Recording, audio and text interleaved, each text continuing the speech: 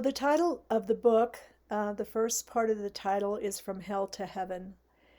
And I think addiction takes all of us into hell, our own personal hell.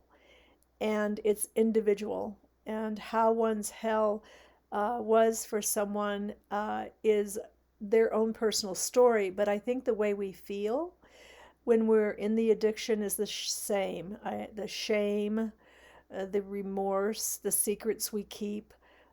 So, from hell to heaven is my journey from the hell of addiction into the recovery that took me to a heaven on earth, a place where I can begin to feel joy and find my connection to belonging, and a place where I'm no longer alone.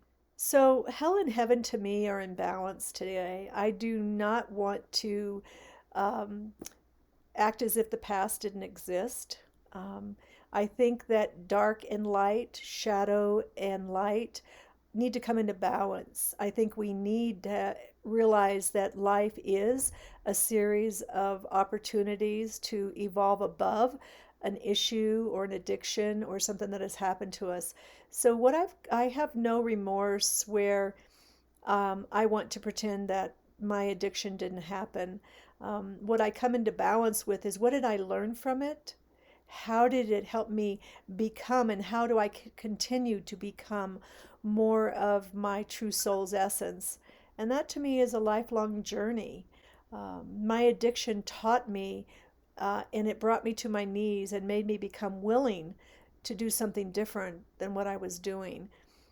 Heaven to me is a place where I understand that there's solutions.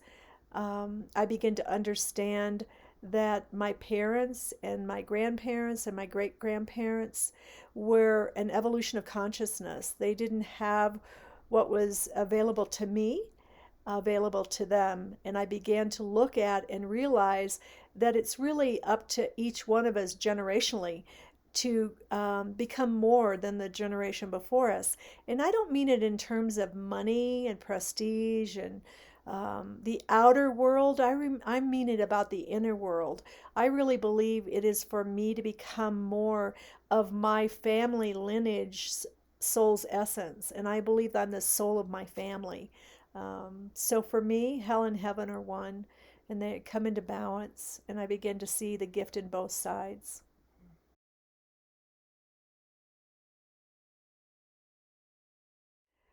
The way this book was written, there's a story, and then there's a lesson and blessing after each story and each chapter.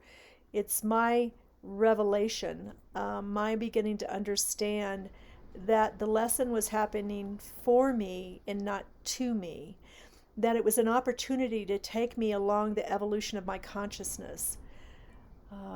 I think that when one begins to understand that life is a series of experiences, and it's what we do with it, it's how we begin to look inside of the lesson. And there's so many places along the journey I had to look. One is my culture, my family of origin, my religious upbringing, my political, my social economic, all of that played a part in how I observe the world.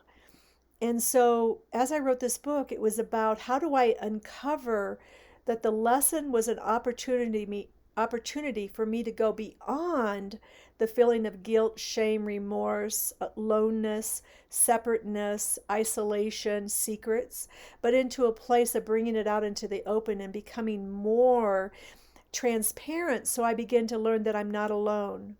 So the lesson was the opportunity, and the blessing is what I got, what I received from it. And along that line, 25 years ago, I was in meditation, and I heard this voice tell me to write this book. And that voice said that part of the title of the book was Lessons and Blessings. So I always knew that that was going to be a part of the book if I ever did it. And then I didn't actually understand how that was going to play a part in how the book was written until I began the writing of the book. And let me just say, I'm not a writer. I hired a writing coach, someone who had experience in writing, who took me along a journey that allowed my story to unfold and to give it its sustenance that it needed, and for me to be able to see and to understand more of what I learned and who I became as a result of the lessons and blessings. Thank you. Awesome.